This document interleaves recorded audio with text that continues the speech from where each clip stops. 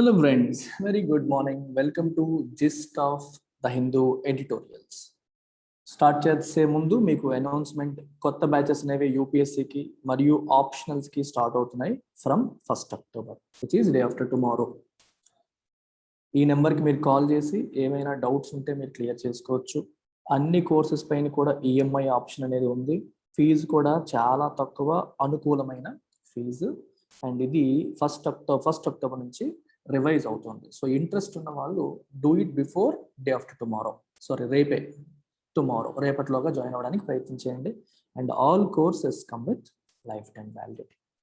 ఇవాళ మనం చూడబోయే ఆర్టికల్స్ ఒకసారి చూస్తే, ఇవాళ మనం చేస్తున్న 3 ఆర్టికల్స్ కూడా పేజ్ నెంబర్ 7 నుంచి తీసుకున్నవి. మొట్టమొదటి ఆర్టికల్ వచ్చి how to grease the wheels of justice. ఇది మీకు జిఎస్ పేపర్ 2 పాలిటీ కిందకు వస్తుంది. సిమిలర్గా బ్యూరోక్రసీస్ డిజిటల్ ఛాలెంజ్ చాలా చాలా చాలా important article. This is a relevant article, something that is link to what's happening today. Current ఈవెంట్స్కి కనెక్ట్ అయిన ఆర్టికల్, చాలా చాలా the most important article for today in my view is this. ఎందుకు ఇంపార్టెంటో కూడా చెప్తాను. ఈ ఆర్టికల్ వచ్చేసి మీకు జిఎస్ పేపర్ 4 ఎథిక్స్కి ఉపయోగపడుతుంది, జిఎస్ పేపర్ 2 పాలిటీ అండ్ గవర్నెన్స్లో భాగంగా హెల్ప్ అవుతుంది. అలాగే పబ్లిక్ అడ్మినిస్ట్రేషన్ ఆప్షనల్కి కూడా చాలా చాలా యూస్ఫుల్. మీరు ఇంకా చూస్తే this particular article was authored by Zubair Nazir, who is an assistant professor in public administration assistant professor దీన్ని ఆథర్ చేశారు. సో చాలా చాలా ఇంపార్టెంట్ అండ్ రిలవెంట్ ఆర్టికల్, చాలా చాలా useful article. Don't miss this. I strongly recommend ఇది మీరు చదవండి. ఐఎమ్ 100% షూర్ కొంచెం డిఫికల్టీ అనేది చాలా ఎక్కువ ఉంటుంది, కానీ అనాలిసిస్ వింటే మీకు అర్థమైపోతుంది. And third one, in pursuit of happiness. ఇది కూడా చాలా బ్యూటిఫుల్ ఆర్టికల్ అండి, చాలా మంచి ఆర్టికల్. ఇది కూడా మీరు గవర్నెన్స్ పాయింట్ ఆఫ్ వ్యూలో, మళ్ళీ అలాగే పబాడ్ పాయింట్ ఆఫ్ వ్యూలో కూడా మీరు ఉపయోగించవచ్చు. అంటే ఈ ఆర్టికల్ పర్టికులర్గా ఏ సబ్జెక్ట్కి చెందింది అంటే నేను చెప్పలేను. ఇది ఎకానమీకి కూడా ఉపయోగపడుతుంది, అన్నింటిలో కూడా దీన్ని ఉపయోగపడుతుంది. సో ఇది ఒక generic article, something that can be used in multiple subjects depending upon the context. So let's look at the first article today. So first article ఒకసారి చూద్దాం. ఫస్ట్ ఆర్టికల్ చూసే ముందు మీకు మరొకసారి గుర్తు చేస్తున్నాను, మనం కొత్త కోర్సెస్, కొత్త బ్యాచెస్ స్టార్ట్ అవుతున్నాయి యూపీఎస్సి ఇన్ఫినిటీకి, అలాగే ఆప్షనల్స్కి కూడా. ఎప్పటి నుంచి అమ్మా? 1st October, అంటే డే ఆఫ్టర్ టుమారో నుంచి ఫ్రెష్ బ్యాచెస్ అనేవి స్టార్ట్ అవుతున్నాయి. Make note of this phone number. ఎటువంటి సందేహాలు ఉన్నా ఈ నెంబర్కి మీరు కాల్ చేసి క్లియర్ చేసుకోండి, రైట్? దీని యొక్క ఫీజు వచ్చేసి మీకు 60,000 rupees, which can be paid in 12 installments of 5,000 each. ఒకేసారి మీరు పే చేయగలిగితే 10% డిస్కౌంట్ అనేది కూడా మీకు ఉంటుంది. అలాగే ఆప్షనల్కి కూడా ఫీజు మీకు 30,000, 6 ఇన్స్టాల్మెంట్స్ ఆఫ్ 5,000 ఈచ్. దీనికి కూడా మీరు ఒకేసారి పే చేస్తే 10% డిస్కౌంట్ అనేది ఉంటుంది, right? So use this opportunity. Fee అనేది ప్రైమ్ పారామీటర్ కాదు. ఎల్టెక్స్ క్లాసెస్ మీరు ఎందుకు ఎంచుకోవాలి అని మీరు ఎవరినన్నా అడిగితే ప్రధానమైన కారణం వచ్చేసి అందరు స్టూడెంట్స్ పైన focus, student centric. Majority of the institutes ఎప్పుడు కూడా టాపర్స్ లేదా క్రీమ్ పైన మాత్రమే ఫోకస్ చేస్తాయి. ఎవరి వల్ల మనకి ర్యాంక్ వస్తుంది అనే ఒక్క పాయింట్ మీద దృష్టి పెడతారు. సో వాళ్ళపైనే ఫోకస్ చేయడం అనేది జరుగుతూ ఉంటుంది. కానీ మన ఇన్స్టిట్యూట్ అలా కాదు. టీచింగ్ యొక్క ఫలాలు, కోచింగ్ యొక్క ఫలాలు ఇన్స్టిట్యూట్లో ఉన్న అందరు స్టూడెంట్స్కి అందాలి అని చెప్పి, వెనుకబడ్డ స్టూడెంట్, అర్థం చేసుకోలేని స్టూడెంట్, అర్థం చేసుకునే స్టూడెంట్కి ఈక్వల్ ట్రీట్మెంట్ ఇస్తూ, అందరిపైన దృష్టి పెడుతూ, అర్థమైందా లేదా అని అడుగుతూ మనం క్లాసెస్ చెప్పడం అనేది జరుగుతుంది. And everything is covered from basics. స్టూడెంట్స్కి ఆల్రెడీ కొంత తెలిసి ఉంటుంది అనే భావన లేకుండా ప్రతిది కూడా బేసిక్స్ నుంచి కవర్ చేయడం అనేది జరుగుతుంది. So we take more time. బయట వాళ్ళు 9 నెలల్లో కంప్లీట్ చేస్తే మనం 12 నెలలు తీసుకుంటాం. Will take more. నేను ముందే చెప్పేస్తాను, 8-9 నెలల్లో సిలబస్ అవ్వదు, 12 నెలలు పడుతుంది అని చెప్తాను. స్లోగా, డీటెయిల్డ్గా చెప్తాం. And extreme focus on current affairs కోసం మన ఇన్స్టిట్యూట్ స్పెండ్ చేస్తున్న అవర్స్ ఏ ఇన్స్టిట్యూట్ కూడా, ఢిల్లీలో ఉన్న ఇన్స్టిట్యూట్స్ కూడా స్పెండ్ చెయ్యవు. అంత అమౌంట్ ఆఫ్ టైం మనం కరెంట్ అఫైర్స్ కోసం ఫోకస్ చేస్తున్నాం, అంత ఎక్కువగా ట్రైన్ చేస్తాం కరెంట్ అఫైర్స్లో. అండ్ మీకు బాగా డిఫికల్ట్ సబ్జెక్ట్స్ అయిన ఎథిక్స్ అండ్ ఎకానమీ, 2 సబ్జెక్ట్స్ని నేను స్వయంగా డీల్ చేస్తాను. ఎథిక్స్, ఎకానమీ 2 చాలా డిఫికల్ట్ అని భయపడతారు. ఇన్ఫ్యాక్ట్ అవి అంత డిఫికల్ట్ కాదు. కీవర్డ్స్ని సరిగ్గా అర్థం చేసుకుంటే they are full of jargon. ఆ జార్గన్ మనం అర్థం చేసుకుంటే they are the easiest in my view. ఈ 2 సబ్జెక్ట్స్ నేను స్వయంగా డీల్ చేస్తాను. సో ఇంకా చెప్తూ ఉంటే there are 100 reasons.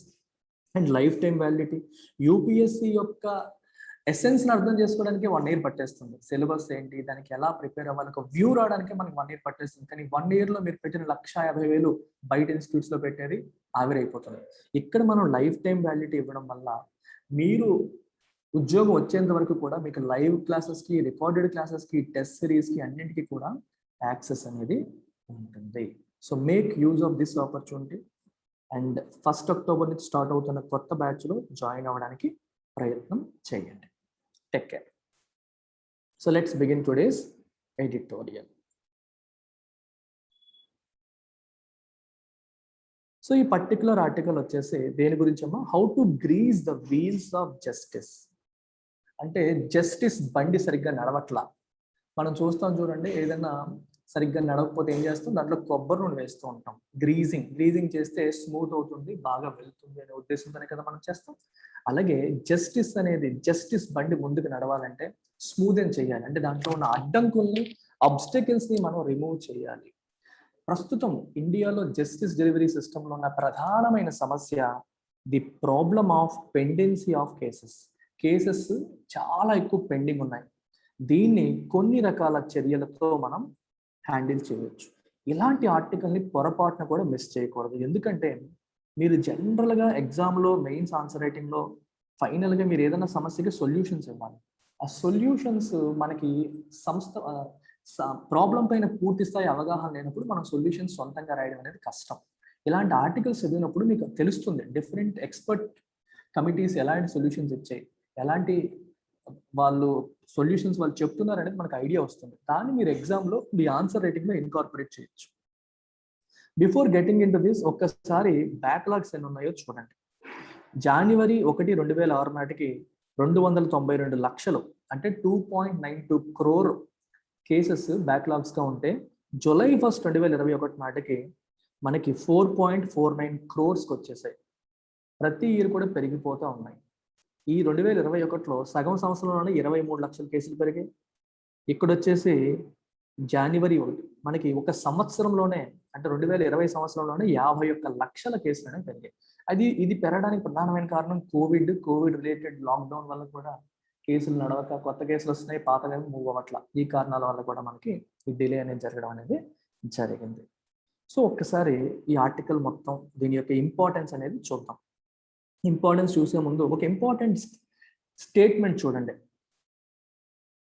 N V Ramana ఎవరు, మన చీఫ్ జస్టిస్ ఆఫ్ ఇండియా, రీసెంట్గా కర్ణాటక బార్ అసోసియేషన్ వాళ్ళు అరేంజ్ చేసిన ఒక ఈవెంట్లో మాట్లాడుతూ chief justice of the United states supreme court Warren burger యొక్క కొటేషన్ని చెప్పారు. ఫార్మర్ అంటే ప్రజెంట్ చీఫ్ జస్టిస్ కాదు, ఇంతకు ఆయన ఒక మాట అన్నారు. ఆ మాటని చెప్పారు చూడండి. The notion that ordinary people want black-robed judges, well-dressed lawyers in fine courtrooms as settings to resolve their disputes is incorrect. Ordinary people ఎప్పుడు కూడా ఈ లాయర్లు, జడ్జిలు మంచి కోర్ట్ రూముల్లో డిస్కస్ చేసి మన ప్రాబ్లం సాల్వ్ చేయాలని కోరుకుంటారు అనేది ఇన్కరెక్ట్. మరి వాళ్ళు ఏం కోరుకుంటారంట? People with problems like people with pains want relief and they want it as quickly and inexpensively as possible. సమస్యలతో ఉన్న ప్రజలు రిలీఫ్ కోరుకుంటారు. ఎవరు సాల్వ్ చేస్తారనేది సంబంధం లేదు.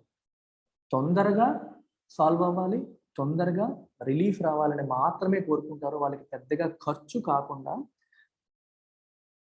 సాల్వ్ అవ్వాలని కోరుకుంటారు. అంటే కోర్ట్ రూమ్లోనే జరగాలి, లాయర్లు వెళ్ళి డిస్కస్ చేయాలి, జడ్జి గారే న్యాయం చేయాలని కాదు. వాళ్ళ సమస్య నుంచి వాళ్ళకి పరిష్కారం అనేది దొరకాలి. అందుకని ఒక పర్టికులర్ రూల్ ప్రకారమే సాల్వ్ అవ్వాలని కాకుండా వాళ్ళ అవసరాలని మనం అర్థం చేసుకొని, ఇక్కడ అందుకే రాశారు, he made a plea to Indianize courts to make them responsive to the needs of Indian citizens. Indian citizens యొక్క నీడ్స్ ని మీరు అర్థం చేసుకొని దానికి రెస్పాండ్ అయ్యేలాగా, ఫాస్ట్ గా రెస్పాండ్ అయ్యేలాగా జస్టిస్ డెలివరీ సిస్టమ్ ని మార్చండి అని చెప్తారు. అంటే విదేశాల్లో ఏ రూల్స్ ఫాలో అవుతున్నారో అవే రూల్స్ ప్రకారం మనం వెళ్తూ జస్టిస్ డిలేకి కారణం అవుతున్నాం. అలా కాకుండా ఇండియాలో తొందరగా జస్టిస్ అందించడానికి ఏవైనా మార్పులు చేర్పులు చేయాల్సి వస్తే కస్టమైజ్ చేయండి, మార్చండి అని చెప్పి ఈయన మన వారెన్ బర్గర్ అనే ఆయన అంటున్నారు. దీన్ని మన ఎన్వి రమణ గారు కోట్ చేశారు. రైట్. అయితే ఇక్కడ మీరు మొత్తం ఎడిటోరియల్ అంతా చదవాల్సిన పని ఉందా అంటే ఉంది, లేదు అంటే లేదు. మీరు ఒకసారి ఓన్గా చదవగలిగితే ఫాస్ట్గా చదివేసేయండి, చదవలేకపోతే నేను హైలైట్ చేస్తూ ఉంటాను, ఆ అంశాలని చదవండి ఒకసారి. ప్రస్తుతం ఉన్న ప్రాబ్లమ్స్ అన్ని కూడా చూడండి. ఒకసారి ప్రాబ్లమ్స్ హైలైట్ చేస్తాను. More then 40% of the cases today are decided after 3 years. 3 ఏళ్ళు పడుతుంది అవి పూర్తి అవ్వడానికి. అదే వేరే కంట్రీలో అయితే less than 1% of the cases are decided after 3 years. బయట దేశాల్లో 1% మాత్రమే 3 ఏళ్ళు పైన పడుతుంది. మన దేశంలో ప్రతి 40 కేసులు 100 కేసుల్లో 40 కేసులు సాల్వ్ అవడానికి 3 ఏళ్ళు దాటిపోతుంది. Right? If India does not act decisively and quickly, this percentage will keep increasing. వెంటనే ఇండియా యాక్షన్ తీసుకోకపోతే పర్సంటేజ్ అనేది ఇంకా ఇంకా పెరిగిపోయే అవకాశం అనేది ఉంటుంది. ఇండియాలో ఇంకో సమస్య ఏంటి? డబ్బున్న వాళ్ళు, పవర్ఫుల్ పీపుల్, తప్పులు చేసే వాళ్ళందరూ they have a field day by getting their cases expedited or delayed as they wish. Problem ఏంటంటే ఇండియాలో ఇప్పుడు రకరకాల కేసెస్ ఉన్నాయి. ఇది ఒక పూర్ పర్సన్ వేసిన కేసు, ఇది ఒక రిచ్ పర్సన్ వేసిన కేసు. రిచ్ పర్సన్ తన కేసుని ముందుకు తేవాలంటే తెచ్చేయగలుగుతున్నాడు, దీని ముందు వేసాడు కేసు, ఇదేమో సీరియల్ నెంబర్లో 7వ నెంబర్లో ఉంది. కానీ rich person is able to bring it before this, అంటే దాన్ని ముందుకు తేవాలంటే తేగలుగుతున్నాడు, ఒకవేళ డిలే చేయాలన్నా చేయగలుగుతున్నాడు. Is able to do both. Rich persons, powerful people వీళ్ళందరూ కేసెస్ ని ముందుకి వెనక్కి వాళ్ళకి నచ్చినట్టుగా చెయ్యగలుగుతున్నారు. Expedited and delayed as they wish. Right. దీనివల్ల ఏమవుతుంది? ద ఇంక్రీజ్, మీరు ఒకసారి ఆలోచించండి, the increase in corruption and crime is a direct fallout of the sluggish justice delivery system. చాలా ఇంపార్టెంట్ సెంటెన్స్ ఇది. మీరు ఒకసారి చూడండి. నేనేమో ఒక కరప్ట్ ఆఫీసర్ని, నా పైన ఒక పూర్ పర్సన్ కేసు వేశాడు. But I am corrupt, I am powerful, I am rich, I am able to influence the justice delivery system. అంటే కోర్టులు నేను ఇన్ఫ్లుయెన్స్ చేయగలిగి నా కేసుని, ఇవాళ మనకి క్యూలో ఉన్న కేసుని నేను ఇండెఫినెట్ గా డిలే అయ్యేలా నేను చేయగలిగాను. I was able to delay the hearing of my case. ఈ లోపు సాక్ష్యాలన్నీ నేను నెమ్మదిగా తారుమారు చేసుకుంటాను, నా మీద ఎటువంటి ప్రాబ్లం లేకుండా నేను గ్రౌండ్ క్లియర్ చేసుకుంటాను. దీనివల్ల ఏమవుతుంది అంటే, నేను కరప్షన్ చేసినా సరే నా మీద కరప్షన్ వీళ్ళు ప్రూవ్ చేసేసరికి ఒక 5 ఏళ్ళలో 10 ఏళ్ళలో పడుతుంది. ఈ లోపు చాలా విషయాలు పాతవైపోతాయి, ఈ లోపు చాలా సాక్ష్యాలు తారుమారు చేసేసుకోవచ్చు అన్న కాన్ఫిడెన్స్ ఈ క్రిమినల్కి, ఈ కరప్ట్ పర్సన్కి వస్తుంది. కాన్ఫిడెన్స్ ఎక్కడి నుంచి వస్తుందమ్మా? ఈ failed delivery, justice delivery system నుంచే వస్తుంది. అంటే వీళ్ళు జస్టిస్ ని టైంకి డెలివరీ చేయలేకపోవడం వల్ల, justice delayed is justice denied అంటారు. ఆ వ్యక్తికి ధైర్యం వచ్చేస్తుంది. ఎవ్వడు, నువ్వెప్పుడు మన సినిమాల్లో చూస్తూ ఉంటావు, నువ్వు ఎప్పుడు కేసు పెట్టాలి, అది ఎప్పుడు తీర్పులోకి రావాలి, దానిపైన తీర్పు ఎప్పుడు రావాలి, ఇవన్నీ అయ్యేసరికి నా జీవితం అంతా నేను అనుభవించేస్తానని కూడా అంటూ ఉంటారు. ఇది వాళ్ళకి వాళ్ళకి కాన్ఫిడెన్స్ ఇచ్చి ఇంకా ఇంకా తప్పులు చేసేలాగా ప్రోత్సహిస్తుంది. అందుకే రాశారు, the increase in corruption and crime is a direct fallout అంటే కాన్సిక్వెన్స్ ఆఫ్ దిస్ స్లగ్గిష్, అంటే స్లోగా వెళ్ళే జస్టిస్ డెలివరీ సిస్టమ్. జస్టిస్ ఇంత స్లోగా డెలివర్ అవ్వడం వల్లే వీళ్ళు క్రైమ్ అనేది పెరిగిపోతుంది. మనం క్రైమ్ చేసినా మన మీద కేసు నిరూపించడానికి ఎంతో టైం పడుతుందన్న ధైర్యంతో వాళ్ళు ఇంకా ఇంకా తప్పులు చేస్తున్నారు.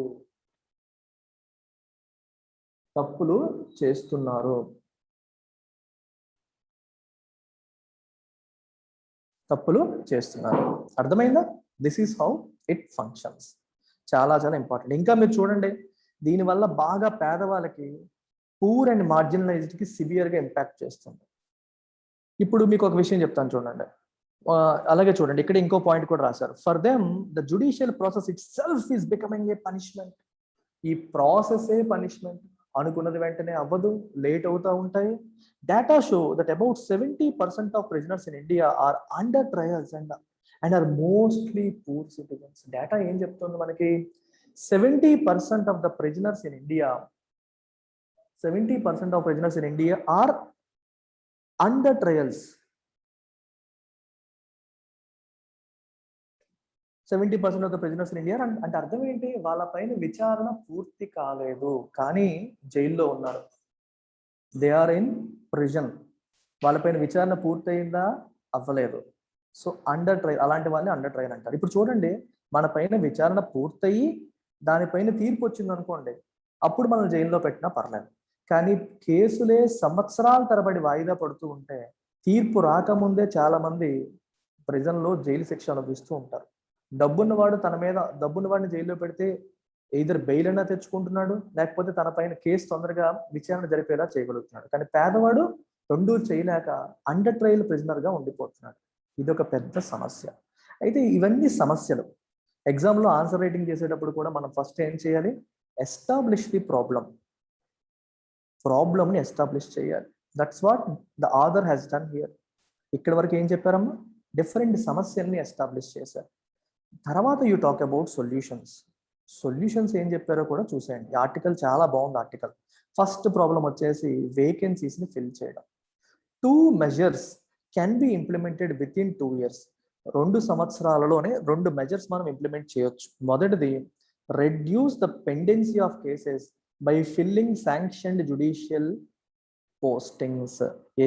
ఎన్ని పోస్టులు అయితే, పొజిషన్స్ ఏవైతే ఉన్నాయో, అంటే శాంక్షన్, రాజ్యాంగం ఎన్నింటిని ఎలా చేసిందో, ఎన్నైతే శాంక్షన్డ్ పోస్టులు ఉన్నాయో వాటన్నిటిని కూడా ఫిల్అప్ చేయండి. అంటే చాలా వేకెన్సీస్ ఉండిపోయాయి. యాక్చువల్గా 2006 నుంచి 2019 వరకు మీరు తీసుకుంటే కేసుల యొక్క పెండెన్సీ సంవత్సరానికి 2% చొప్పున పెరుగుతూ ఉంటే వేకెన్సీలు వచ్చేసి సంవత్సరానికి 21% పెరుగుతోంది. 21% వేకెన్సీలు ఉన్నాయి. అంటే అర్థం ఏంటి? మనం వేకెంట్ పొజిషన్స్ అన్నిటిని ఫిల్అప్ చేసుంటే ఈ పాటికే పెండింగ్ కేసెస్ అనేవి తగ్గించగలిగే వాళ్ళము. కొత్తగా అవసరంలా ఆల్రెడీ ఉన్న వేకెన్సీస్ని ఫిల్ చేస్తేనే చాలు, రైట్? అందుకనే తొందరగా ఫిల్ చేయాలి అని చెప్పి అంటున్నారు. అయితే ఇప్పుడు చూడండి, ఇప్పుడు 5,000 పోస్టుల దగ్గర ఉన్నాయి. ఇవన్నీ ఫిల్ చేస్తే మనకి 5,000 కోర్ట్ రూమ్స్ అనేవి అవసరం. అంటే మొత్తం అందరినీ ఫిల్ చేస్తారనుకోండి, వి నీడ్ 5,000 కోర్ట్ రూమ్స్. దానికి సొల్యూషన్ ఏం చెప్పారు? 5,000 కోర్టుని 2 షిఫ్ట్ల కింద నడపండి. 2 షిఫ్ట్ల కింద నడిపితే సేమ్ రూమ్స్ ని మనం 2 సార్లు ఉపయోగించవచ్చు అని చెప్తున్నారు. ఇవన్నీ పక్కన పెట్టండి, టెక్నాలజీని ఉపయోగించి కూడా మనం ఇంప్రూవ్ చేయొచ్చు, ఈ ప్రాబ్లమ్స్ ని రిజాల్వ్ చేయొచ్చు. టెక్నాలజీని ఉపయోగించి ఎలా సాల్వ్ చేయొచ్చు కూడా చూడండి. In fact there is a committee called ఈ కమిటీ. చాలా ఇంపార్టెంట్ ఆస్పెక్ట్ ఇది. చూడండి, మొదటి సొల్యూషన్ వచ్చేసి ఫిల్అప్ వేకెన్సీస్ అన్నారు. వేకెన్సీస్ ఫిల్ చేయడం వల్ల మనం పెండింగ్ కేసెస్ని తొందరగా తగ్గించవచ్చు. రెండవది టెక్నాలజీని ఉపయోగించడం. టెక్నాలజీని ఏ రకంగా ఉపయోగించడం అనేది చూడండి. దానికోసం సుప్రీంకోర్టే ఈ కమిటీ ఆఫ్ సుప్రీంకోర్ట్ అనేది 2005 నుంచి ఉంది. ఈ పర్టికులర్ కమిటీ వచ్చేసి 3 రికమెండేషన్స్ చేసింది. It has made 3 recommendations. ఏంటా రికమెండేషన్స్ చూడండి. మొదటిది, computer algorithms should decide on case listing, case allocation and adjournments with only a 5% override given to judges. దీని అర్థం ఏంటి? ఏ కేసు ముందుండాలి, ఏ కేసు వెనక్కి ఉండాలి అనే విషయం జడ్జి గారు డిసైడ్ చేయకూడదు. జడ్జి గారిని ఇన్ఫ్లుయెన్స్ చేసి వెనకాల ఉన్న కేసును ముందుకు తేవడం, ముందున్న కేసుని వెనక్కి చేయడం అనేది చేస్తున్నారు. అలా కాకుండా ఆ డెసిషన్ అనేది కంప్యూటర్ అల్గరిథంకి ఇచ్చేయాలి. అర్థమవుతుందా? కేసుని లిస్ట్ చేయడం, అలోకేట్ చేయడం, అలాగే అడ్జర్న్ చేయడం, వాయిదాలు వేయడం కూడా అంతా మీ ఇష్టం కాదు. ఇష్టం వచ్చినట్టు మీరు వాయిదా వేయకూడదు, ఇష్టం వచ్చినట్టు అలొకేట్ చేయకూడదు, ఇష్టం వచ్చినట్టు లిస్ట్ చేయకూడదు. Let the computer do it. Computer అనేది ఆబ్జెక్టివ్ గా చేస్తుంది, based on merit, based on facts చేస్తుంది. మీలాగా ఇన్ఫ్లుయెన్స్ అయ్యి చేయదు. అయితే కంప్యూటర్ కూడా కొన్నిసార్లు తప్పులు జరిగే అవకాశం ఉంటుంది కాబట్టి, ఎక్స్ట్రాడినరీ సిచ్యువేషన్స్ వస్తాయి కాబట్టి ఒక 5% ఛాన్స్ కంప్యూటర్ డెసిషన్ ని ఓవర్ రైడ్ చేయడానికి, అంటే ఆ డెసిషన్ ని కొట్టేసి చేయడం కోసం ఒక 5% ఛాన్స్ జడ్జి గారికి ఇవ్వండి అని చెప్పి మొదటి సొల్యూషన్. సో ఇక్కడ ఇంకొక మాట కూడా చెప్తున్నారు, అడ్జర్న్మెంట్ చేయాలి అంటే, బట్ ఏదైనా కేసుని వాయిదా వేయాలంటే రీజన్స్ అనేవి సహేతుకంగా ఉండాలి, లిమిట్స్ ఉండాలి, ఇష్టం వచ్చినట్టు చేయకూడదు. అలాగే ఫస్ట్ వచ్చిన కేసుకి first in first out, A case అయితే ఫస్ట్ సిస్టంలోకి ఎంటర్ అయిందో ఆ కేసుకి ప్రయారిటీ అనేది ఉండాలి. ఫస్ట్ ఇన్ ఫస్ట్ అవుట్ ని ఫాలో అవ్వాలి. ఆల్గరిథంలోకి ఇదంతా కూడా మనం పెట్టాలి. దీనివల్ల ఏమవుతుంది? ఆర్బిటరీనెస్ అనేది రెడ్యూస్ అవుతుంది. ఆర్బిటరీనెస్ అంటే ఎవరికి నచ్చిన కేసుని వాళ్ళు ముందుకు తీసుకొచ్చే అవకాశం అనేది తగ్గుతుంది. అన్ఫెయిర్ అడ్వాంటేజ్, పవర్ఫుల్ పీపుల్కి ఉన్న అన్ఫెయిర్ అడ్వాంటేజ్ అనేది తగ్గుతుంది. ఇందాక చెప్పాను మీకు, పవర్ఫుల్ పీపుల్ ఏం చేస్తున్నారు? వాళ్ళకి కావాలంటే వాళ్ళ కేసెస్ వెనక్కి తోయగలుగుతున్నారు, లేదంటే ముందుకు తేగలుగుతున్నారు. ఇది పోవాలి అంటే డెసిషన్ అనేది జడ్జి గారి చేతిలో కూడా ఉండకూడదు, ఎందుకంటే even a judge can be influenced. అందుకనే ఈ డెసిషన్ అనేది కంప్యూటర్ చేతిలో పెట్టండి అని చెప్పి మొదటి సొల్యూషన్ చెప్పారు. ఇది ఫస్ట్ది, కంప్యూటర్ అల్గారిథం. సెకండ్ సొల్యూషన్ ఏంటో చూడండి. ఈ కమిటీ ఇంకా ఏం చెప్పింది, the court should focus on ఈ ఫైలింగ్, అంటే కేసులు ఫైల్ చేయడానికి కూడా డీటెయిల్డ్ పేపర్ ప్రాసెస్ ఉంది. ఈరోజు కోర్టుకి వెళ్ళాలి, అప్లికేషన్ ఫిల్ చేయాలి, ఒక ప్రొసీజర్ ఫాలో అయితే కానీ ఫైల్ చేయడం అనేది కుదరట్లేదు. ఈ కమిటీ ఏం చెప్పింది, డీటెయిల్డ్ ఎస్ఓపిస్ ని రికమెండ్ చేసింది. ఎస్ఓపి అంటే ప్రొసీజర్స్. మీకు అర్థమవుతుందా, ఏంటి ఏ ప్రొసీజర్ ప్రకారం మనం ఫాలో అవ్వాలి అనేది ఈ కమిటీ అనేది రికమెండ్ చేసింది. పిటిషన్స్ ఎలా చేయాలి, ఎఫిడవిట్స్ ఎలా చేయాలి, అర్థమైందా, పేమెంట్ ఆఫ్ ఫీజ్ ఎలా ఎలక్ట్రానికల్ గా జరగాలి, అంటే ఆన్లైన్లోనే కేసుని ఫైల్ చేసేలాగా, ఆన్లైన్లోనే పేమెంట్ చేసేలాగా, ఆన్లైన్లోనే ఎఫిడవిట్స్ ఫైల్ చేసేలాగా ఒక ప్రొసీజర్ని ఈ కమిటీ అనేది రికమెండ్ చేసింది. లాయర్ల మీద వేరే వాళ్ళ మీద ఆధారపడకుండా మనం చెయ్యవచ్చు. దీనివల్ల ఒక 3 లక్షల ట్రీస్ మనం సేవ్ చేస్తాం. ఎందుకని, పేపర్ వర్క్ అనేది తగ్గుతుంది. ఇది సెకండ్ రికమెండేషన్. సో ఈ filing is the second recommendation. Time save అవుతుంది, ఖర్చు తగ్గుతుంది. మూడో రికమెండేషన్ చూడండి. మూడవ రికమెండేషన్ చాలా ఇంపార్టెంట్ అమ్మా, వర్చువల్ హియరింగ్స్. మూడవ రికమెండేషన్ అంటే ఆన్లైన్లో వర్చువల్ హియరింగ్స్, అంటే కోర్టు వాదనలు అనేవి కోర్టుకు వెళ్ళే మాట్లాడకుండా జూమ్లోనో లేకపోతే ఇలాంటి వీడియో కాన్ఫరెన్సింగ్ యాప్స్ని ఉపయోగించి ఎవరు ఎక్కడున్నా సరే అక్కడి నుంచే వాదించేలాగా చేయాలి. కోవిడ్-19లో వర్చువల్ హియరింగ్స్ అనేవి మనం చేయాల్సిన పరిస్థితులు వచ్చాయి, ఎందుకంటే అవి ఆ పరిస్థితులు కోవిడ్-19 తీసుకొచ్చింది. కాకపోతే కొన్ని కేసెస్లోనే చేశారు, మెజారిటీ కేసెస్లో ఫిజికల్ హియరింగ్స్ చేశారు. ఇకపై మనం కంప్లీట్ గా హైబ్రిడ్ మోడల్ అనేది ఫాలో అవ్వవచ్చు. అంటే కొన్ని కేసెస్లో ఫిజికల్, కొన్ని కేసెస్లో వర్చువల్, అంటే కేసు సీరియస్నెస్ బట్టి, పరిస్థితిని బట్టి ఎలాంటి కేసెస్ని వర్చువల్ గా, ఎలాంటి కేసెస్ని ఫిజికల్ గా వేయాలో డిసైడ్ చేసి చేయడం ద్వారా మనకి ఈ డిస్ఫంక్షనల్ సిస్టమ్ ని మనం కంప్లీట్ గా ఓవర్వెల్మ్ చేయొచ్చు. ప్రజెంట్ ఉన్న ఈ తప్పుడు సిస్టమ్ ని మనం అణిచివేసి మంచి సిస్టమ్ ని తీసుకురావచ్చు అనేది ఒక విషయం. ఇంకొక విషయం ఏంటంటే చూడండి, హైబ్రిడ్ మోడల్ మనం అడాప్ట్ చేయకపోతే బ్యాక్లాగ్ కేసెస్ ఏమో 5 కోట్లకు పెరిగిపోయే అవకాశం ఉంది. ఆల్రెడీ 4.5 దగ్గర ఉన్న 5 కోట్లకు పెరిగిపోయే అవకాశం ఉంటుంది. దీనివల్ల ఏమంటే ఈ డిస్ఫంక్షనల్ సిస్టమ్, డిస్ఫంక్షనల్ అంటే సరిగ్గా ఫంక్షన్ చేయని జస్టిస్ సిస్టమ్ అనేది ఓవర్వెల్మ్ అయిపోతుంది, అంటే ఈ భారంలో కూరుకుపోతుంది, అంటే కొలాప్స్ అయిపోతుంది అని అర్థం. ఈ సిస్టమ్ అనేది కంప్లీట్ గా కొలాప్స్ అయిపోయే పరిస్థితి వస్తుంది. అది ఈ రకంగా 3 సొల్యూషన్స్ అనేది ఇవ్వడం అనేది జరిగింది. అయితే ఇక్కడ మీరు అబ్జర్వ్ చేస్తే 3 సొల్యూషన్స్ లో కూడా, 3 రికమెండేషన్స్ లో కూడా no change in laws, existing చట్టాలు ఏవి మార్చక్కర్లేదు. You need not change any law, you just change the way you operate. ఈరోజు మనం ఆపరేట్ అవుతున్న విధానాన్ని మార్చాలే తప్పితే సిస్టమ్ ని మార్చాల్సిన, చట్టాన్ని మార్చాల్సిన అవసరం లేదు. ఇవన్నీ జరిగితే India's judicial system can rank among the top 10 countries of the world.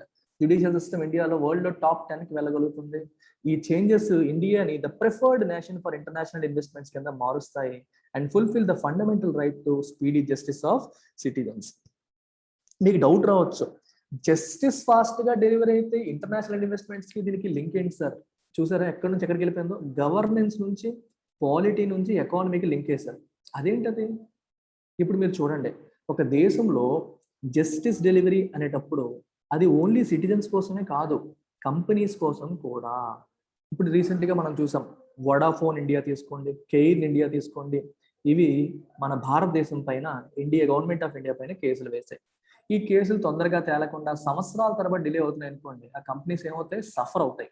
So they will not have that incentive to put more investments in India. ఇండియాలో ఏది పెట్టినా తొందరగా తేలదు, లిటిగేషన్స్ సంవత్సరాలు గడిచిపోతాయి. ఈలోపు మనం ఇంపార్టెంట్ టైంని, మనీని, రెండింటిని కోల్పోతామని ఫర్దర్ ఇన్వెస్ట్మెంట్స్ చేయకపోవచ్చు. వీళ్ళతో గవర్నమెంట్ ఆఫ్ ఇండియా కేసుల్లో ఉందని చూసి వేరే వాళ్ళు కూడా మన దేశంలో పెట్టుబడులు పెట్టకపోవచ్చు. అదే తొందరగా జస్టిస్ డెలివరీ అవుతుందని నమ్మకం వస్తే, ఒక ఎనేబులింగ్ ఎన్వైరన్మెంట్ ఉంటే పెట్టుబడులు కూడా వస్తాయి. ఇది కథ. సో క్రిస్టల్ క్లియర్ గా, నీట్ గా రాశారు.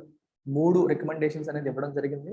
ఒకటి ఫిలప్ వేకెన్సీస్, రెండవది ఈ ఫైలింగ్ ఆఫ్ కేసెస్, మూడవది వర్చువల్ హియరింగ్.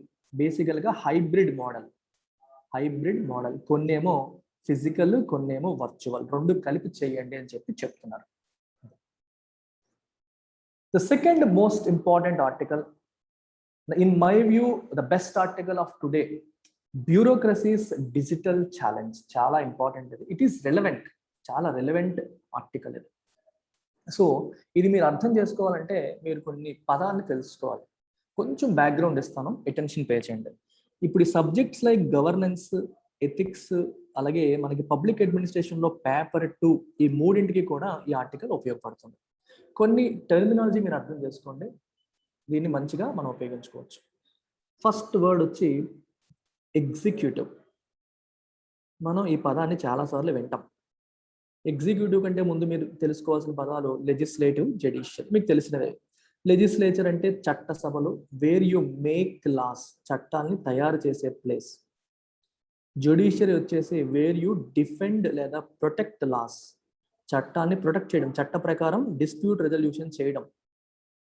మూడవది వేర్ యు ఇంప్లిమెంట్ లాస్, చట్టసభలు చేసే చట్టాలని ఇంప్లిమెంట్ చేసేదాన్ని ఎగ్జిక్యూటివ్ అంటాం. ఎగ్జిక్యూటివ్ని మనం 2 విభాగాలుగా డివైడ్ చేయొచ్చు.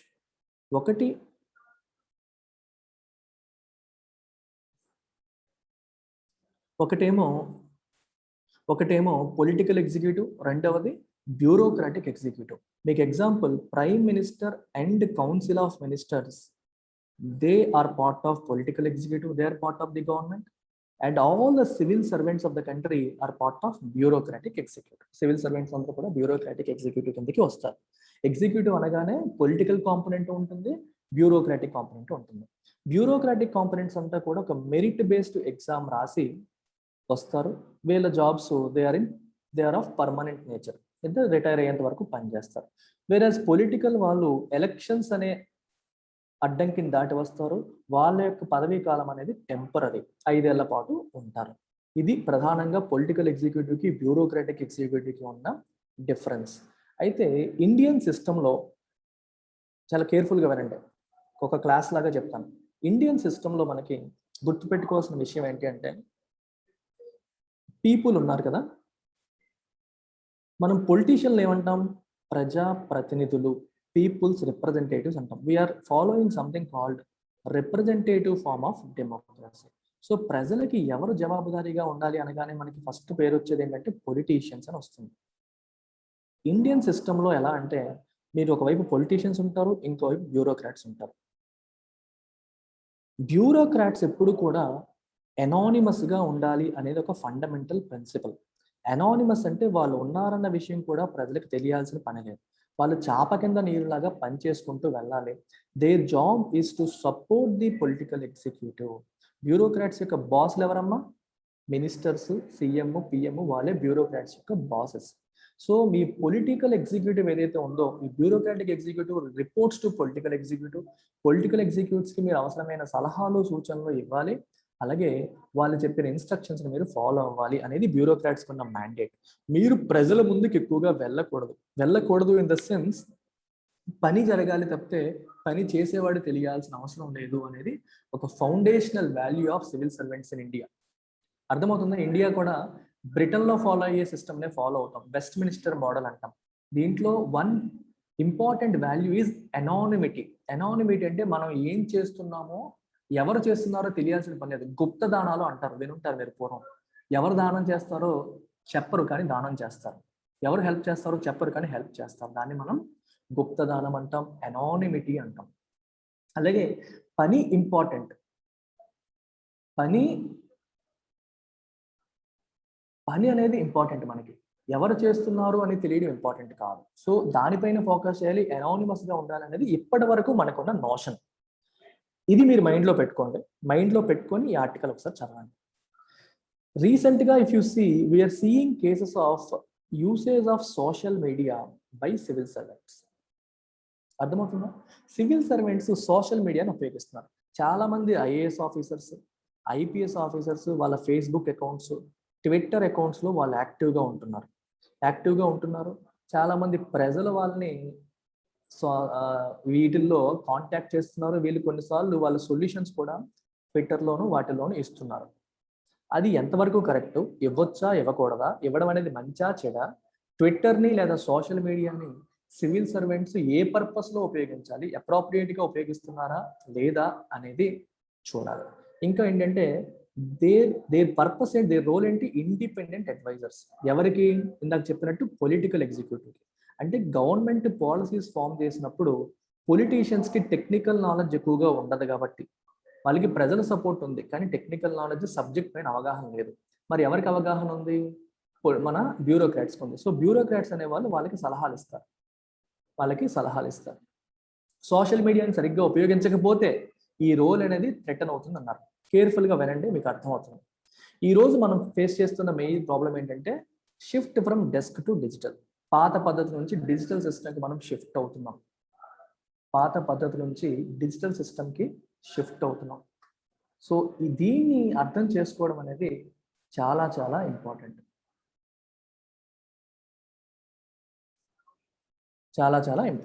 So let's understand this. అసలు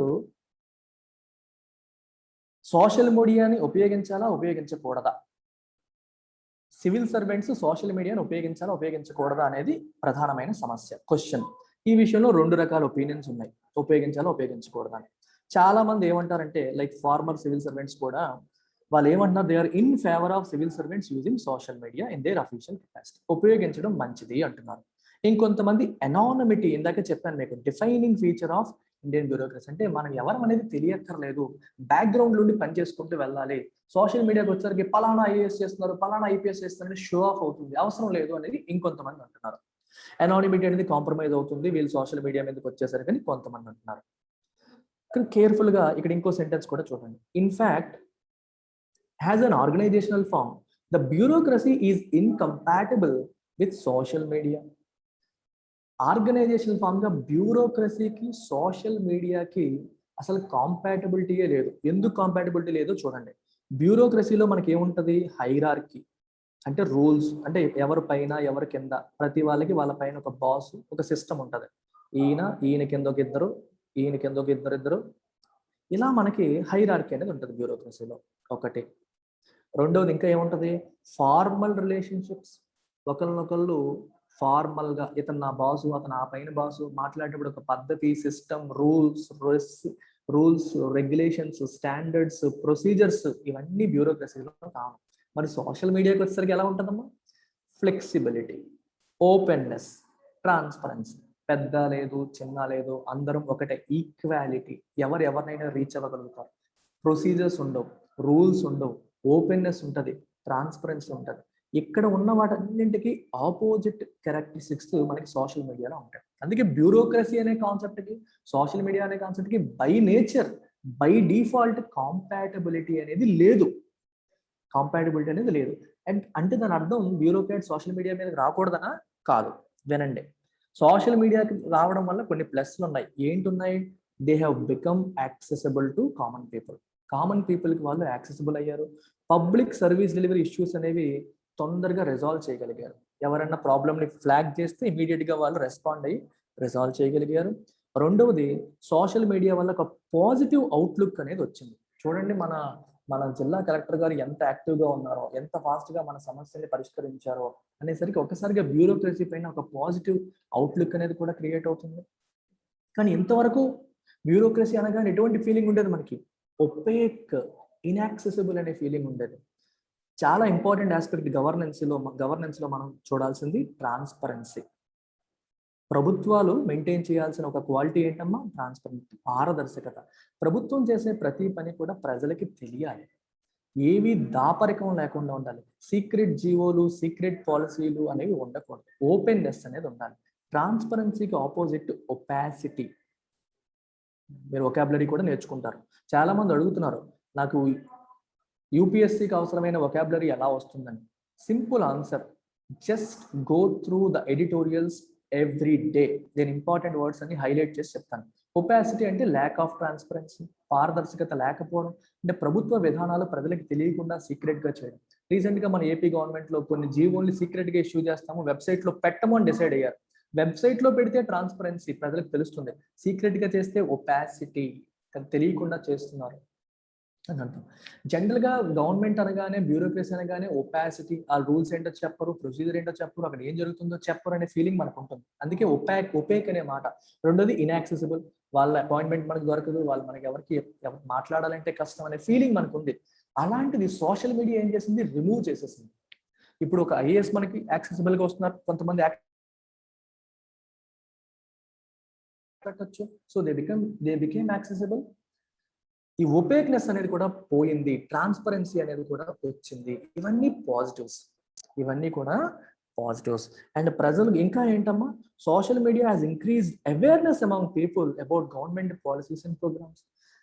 అవేర్నెస్ కూడా పెరిగింది.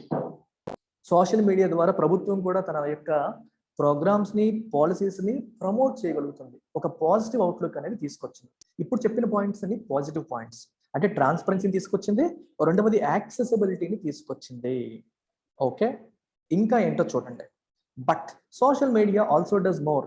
It provides an opportunity to bureaucrats to shape public discourse and engage with public while being politically neutral. ఈ ఆర్టికల్ రాసిన ఆ వ్యక్తి ఏమంటున్నారంటే, గుర్తుపెట్టుకోండి, చాలా ఇంపార్టెంట్ ఆస్పెక్ట్ ఇది. సోషల్ మీడియాని మనం ఉపయోగించాల్సిన విధానం యాక్సెసిబిలిటీ, అందుబాటులో ఉండడం, ప్రాబ్లమ్ని ట్రాన్స్పరెన్సీ, డీటెయిల్స్ అనేవి ఓపెన్గా పెట్టడం, ప్రాబ్లమ్ని రిజాల్వ్ చేయడం, ఇవి మాత్రమే కాదు.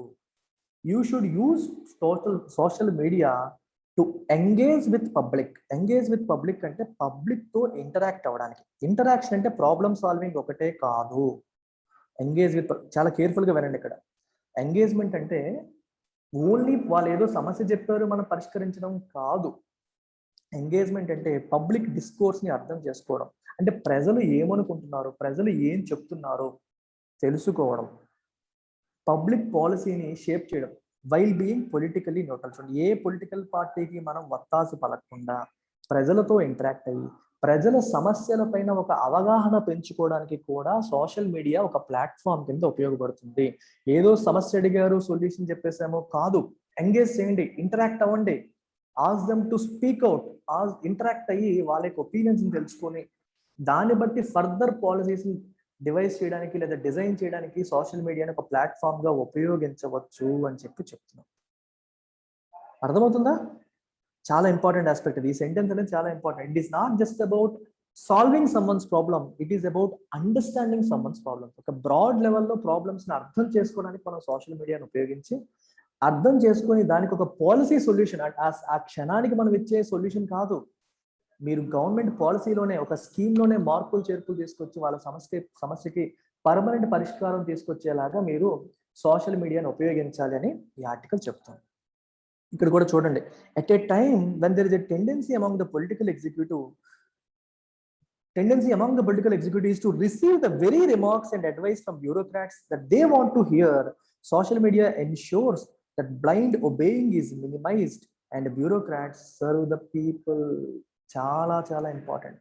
ఈ సెంటెన్స్ యొక్క మీనింగ్ చూడండి, కేర్ఫుల్గా అబ్జర్వ్ చేయండి ఎలా జరుగుతుందని. చూడండి,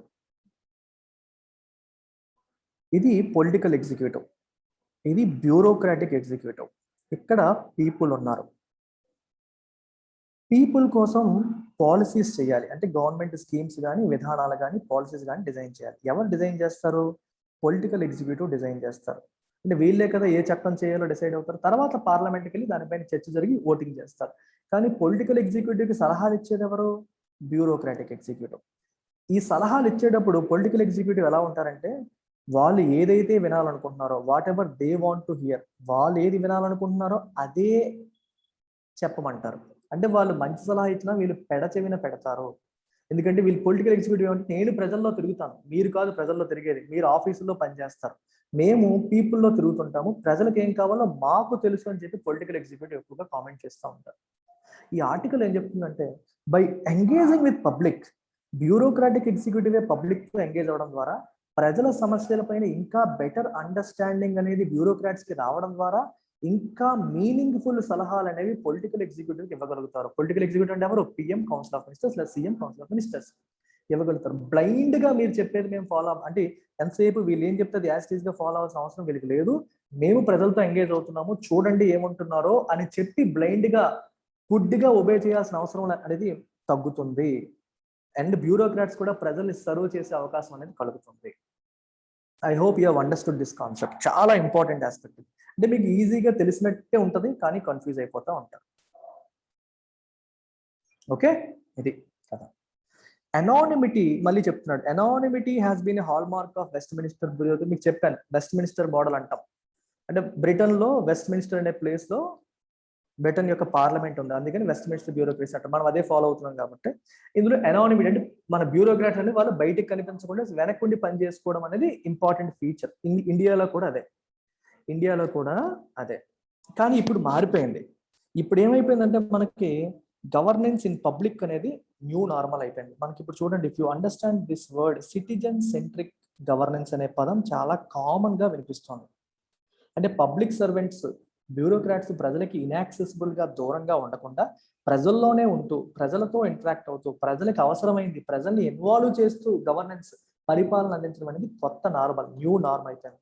మీరు వినుంటే అప్పట్లో చంద్రబాబు నాయుడు గారి హయాంలో మనకి ప్రజల వద్దకు పాలన అనే ఒక ప్రోగ్రాం జరిగేది. ప్రజల వద్దకు పాలన అంటే ప్రభుత్వమే ప్రజల దగ్గరికి వచ్చేది, ప్రభుత్వాధికారులు ప్రజల దగ్గరికి వచ్చేవాళ్ళు. అలాగే రాజశేఖర రెడ్డి గారి హయాంలో రచ్చబండ అనే కార్యక్రమం జరిగేది. వీటిల్లో కూడా ప్రభుత్వాధికారులు ప్రజల దగ్గరికి వచ్చి వాళ్ళ సమస్యని వినేవారు. ఇందులో ఎనానిమిటీ ఎక్కడ ఉంటుంది? ఐఏఎస్ ఆఫీసర్ అంటే ఆఫీసులోనే కూర్చోవడం కాదు, ప్రజల్లోకి వెళ్ళాలి అనే కాన్సెప్ట్ ఇప్పుడు వచ్చింది. ఒకప్పుడు ఎనానిమిటీ అనేవాళ్ళు, కానీ ఇప్పుడు పద్ధతులు అనేవి మారాయి అని చెప్పి చెప్తున్నారు. అలాగే ఇంకొక ఆస్పెక్ట్ చూడండి, values are becoming more dominant than facts in public policy making. చాలా ఇంపార్టెంట్ ఆస్పెక్ట్స్.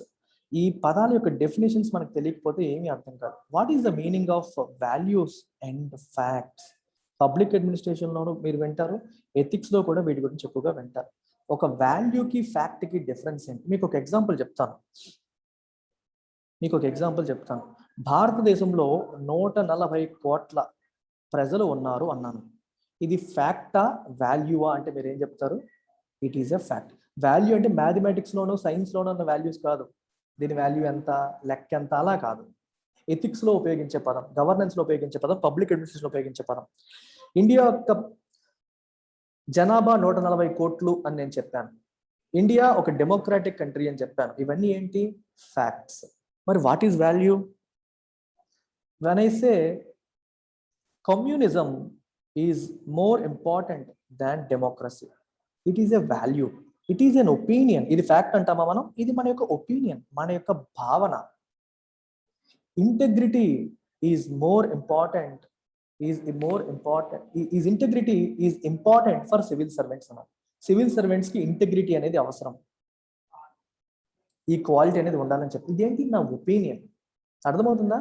మీరు సింపుల్ లాంగ్వేజ్లో చెప్పాలంటే ఫ్యాక్ట్ అనేది verifiable, something that can be verified. ఇప్పుడు చూడండి, ఇండియాలో 140 కోట్లు అంటే మనం సెన్సస్ డేటా చూపిస్తుంది. ఇండియా డెమోక్రసీ అని ఎలా ప్రూవ్ చేస్తాం? రాజ్యాంగం చెప్తుంది. ఇఫ్ సంథింగ్ ఈజ్ వెరిఫైయబుల్, అది ఫ్యాక్ట్. ఒపీనియన్ తీసుకోండి. ఒపీనియన్స్ అనేవి నీ మనసులో ఉన్న ఒపీనియన్, అది అందరికీ సేమ్ ఉండదు, వ్యక్తికి మారిపోతుంది. So values are different from one people to other. ఇంకో రకంగా కూడా గుర్తుపెట్టుకోవచ్చు. అర్థమైందా? Values are different from one person to other. For me honesty is the best policy. నా వరకు ఆనెస్టీ అనేది మంచి పాలసీ. నా పక్కనోడు ఆనెస్టీ ఈ రోజుల్లో ఉండాల్సిన అవసరం లేదు, మనతో ఎవడెలా ఉంటే నేను ఆడితో అలా ఉంటాను అనుకో, అది వాడి వాల్యూ. సో వాడి ఒపీనియన్ వేరు, నా ఒపీనియన్ వేరు. కానీ ఇండియా జనాభా 140 కోట్లు అనేది వాడికి సేమ్, నాకు సేమ్. అర్థమైందా మీకు? అందరికీ ఒకటే అయ్యేది ఫ్యాక్ట్, వ్యక్తికి మారేది వాల్యూ. అంటే పర్సనల్ ఒపీనియన్స్ బట్టి ఇన్ఫ్లుయెన్స్ అయ్యేదాన్ని మనం వాల్యూస్ అంటాం. అందరికీ ఒకటే ఆబ్జెక్టివ్ గా వెరిఫై చేయగలిగేదాన్ని ఫ్యాక్ట్స్ అంటాం. ఇక్కడ ఏం రాశారంటే పబ్లిక్ పాలసీ మేకింగ్ లో ఓన్లీ ఫ్యాక్ట్సే కాదు, వాల్యూస్ ఇంపార్టెంట్ ఇప్పుడు అవుతుంది. అంటే ప్రజల యొక్క ఆకాంక్షలు ఏంటి, ప్రజల యొక్క ఒపీనియన్స్ ఏంటి అనేది ఇంపార్టెంట్ అయింది. ఈ సెంటెన్స్ యొక్క మీనింగ్ అది. Values are becoming more dominant than facts in public policy making అంటే ప్రజల యొక్క ఒపీనియన్స్, ప్రజల యొక్క ఫీలింగ్స్, అవి ఫ్యాక్ట్స్ కాకపోవచ్చు, కానీ అవి ఇంపార్టెంట్ అయ్యి, అంటే వాళ్ళ ఆకాంక్షల్ని మనం పరిగణనలోకి తీసుకోవాలి. They might not be facts, but you need to take their opinions in to account while making public policy. ప్రభుత్వ విధానాలను మనం తయారు చేసేటప్పుడు వాటిని దృష్టిలో పెట్టుకోవాల్సిన అవసరం వచ్చింది. మరి ప్రజల యొక్క ఒపీనియన్స్ తెలియాలంటే మనకి ఏం చేయాలి? వాళ్ళతో ఎంగేజ్ అవ్వాలి. ఎనానిమస్గా ఉంటే, వాళ్ళతో దూరంగా ఉంటే మనకి దూరంగా ఉంటే మనకి ఎలా అవుతుందమ్మా? అవ్వదు. అదే పాయింట్ ఇక్కడ రాశారు, రైట్? అందుకనే bureaucracy which is expected to the epitome of public values and store house of facts shouldn't be expected to govern in private. Public values అంటే ప్రజల యొక్క ఒపీనియన్స్ కి స్టోర్ హౌస్ ఆఫ్ ఫ్యాక్ట్స్, ఒకవైపు facts అనేవి ఎలాగూ ఉంటాయి, అవి కాకుండా ప్రజల యొక్క ఒపీనియన్స్ కి ఒక ఎపిటోమ్ అంటే పర్ఫెక్ట్ ఎగ్జాంపుల్. అంటే ప్రజలు ఏం కోరుకుంటున్నారో అది చేసేదే బ్యూరోక్రసీ అని చెప్పి అంటున్నారు. సో వాళ్ళు మరి ప్రజలు ఏం కోరుకుంటున్నారో అది డెలివర్ చేసేది బ్యూరోక్రసీ అయినప్పుడు వాళ్ళు ప్రైవేట్ గా ఆపరేట్ చేయాలి అంటే ఎంతవరకు correct? They should operate in public, అంటే ప్రజలకి తెలిసేలాగా, ప్రజలకి యాక్సెసిబుల్ గా ఉండాలి. సో సోషల్ మీడియాను ఉపయోగించడంలో తప్పు లేదు అని చెప్పి ఇక్కడ అంటున్నారు, రైట్? తప్పు లేదు అని చెప్పి ఇక్కడ అంటున్నారు అనమాట. సో రీసెంట్ గా మనకి వెస్ట్ మినిస్టర్ మోడల్లో కూడా బ్రెక్సిట్ టైంలో కూడా ఏం చేశారంటే సివిల్ సర్వెంట్స్ కూడా పబ్లిక్ డిబేట్ ని సోషల్ మీడియా ద్వారా షేప్ చేశారు వైల్ బికమింగ్ పొలిటికల్లీ న్యూట్రల్. అంటే అర్థం ఏంటో చూడండి, చాలా ఇంపార్టెంట్ ఆస్పెక్ట్, చాలా కేర్ఫుల్ గా అబ్జర్వ్ చేయండి ఇక్కడ. ఇప్పుడు మీకు సోషల్ మీడియా ఉంది అంటే లెట్స్ సే ఫేస్బుక్ కావచ్చు, ట్విట్టర్ కావచ్చు, వీటిల్లో ఫేక్ న్యూస్ ఉంటుంది, తప్పుడు న్యూస్ అనేది ఎక్కువగా స్ప్రెడ్ అవుతూ ఉంటుంది. సో పీపుల్కి ఏది నిజమో ఏది అబద్ధమో తెలియదు. So there is a high tendency that people get affected by fake news. Fake news వల్ల వాళ్ళు ఎఫెక్ట్ అయ్యే అవకాశం ఉంటుంది. అర్థమవుతుందా? వాళ్ళని ఎఫెక్ట్ చేస్తుంది. మరి ఒక సివిల్ సర్వెంట్, బాధ్యతాయుతమైన సివిల్ సర్వెంట్ ఫేక్ న్యూస్ యొక్క ఇంపాక్ట్ ని పోగొట్టి వాళ్ళకి ఫ్యాక్చువల్ ఇన్ఫర్మేషన్, సోషల్ మీడియాను ఉపయోగించి ఫ్యాక్చువల్ ఇన్ఫర్మేషన్తో పబ్లిక్ యొక్క ఒపీనియన్ని, పబ్లిక్ యొక్క ఆలోచన విధానాన్ని షేప్ చేసే అవకాశం ఉందా లేదా? ఉంది. ఎవరైతే తప్పుడు పనులు చేసేవాళ్ళు ఫేక్ న్యూస్ను ఉపయోగించి ప్రజల యొక్క ఒపీనియన్ని మార్పు చేస్తున్నారో సివిల్ సర్వెంట్స్ అదే సోషల్ మీడియాను ఉపయోగించి ప్రజల యొక్క ఒపీనియన్ని షేప్ చేయవచ్చు, వాళ్ళ యొక్క ఆలోచన విధానాన్ని సరైన విధానంలో పెట్టవచ్చు. అది అంటున్నా. అంటే సోషల్ మీడియా ఉపయోగించడం మన యొక్క పాపులారిటీ పెంచుకోవడం, మనం ఫేమ్ అవ్వడానికే కాదు, ప్రజల యొక్క ఒపీనియన్ని షేప్ చేయడానికి. అంటే వాళ్ళ చేతిలో ఫ్యాక్ట్స్ పెట్టాలి. దెన్ యూ డిసైడ్, ఇదమ్మా విషయం, ఇదమ్మా జరిగింది, మీరు డిసైడ్ అవ్వండి. బ్రెక్సిట్ వల్ల యూకేకి వస్తున్న లాభాలు ఇవి, బ్రెక్సిట్ వల్ల యూకేకి వస్తున్న నష్టాలు ఇవి, ఇవన్నీ ఫ్యాక్ట్స్. వీటన్నిటిని మీరు దృష్టిలో పెట్టుకొని ఆలోచించి మీరు డెసిషన్ తీసుకోండి. యూ టేక్ ఏ డెసిషన్ అని చెప్పడం అనమాట.